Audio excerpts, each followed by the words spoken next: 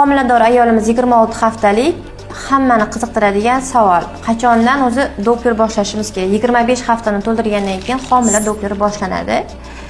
28 haftani kutish kerak emas. Qancha erta Doppler qilinsa, shuncha ko'p asoratlarni erta aniqlash mumkin. Chunki 25-26 haftalikda birinchi Dopplerimiz, ikkinchi Doppler 33-34 haftalikda o'tgan ma'qul, eng optimal время.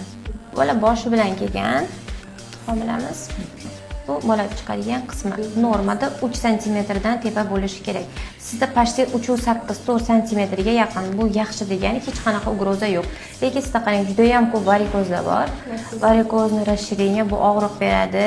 Agar juda ham katta bo'lsa, kuchanayotganda, pastizda bo'ladigan bo'lsa, yorilib ketishiga ham risk bo'ladi, darajasiga qarab.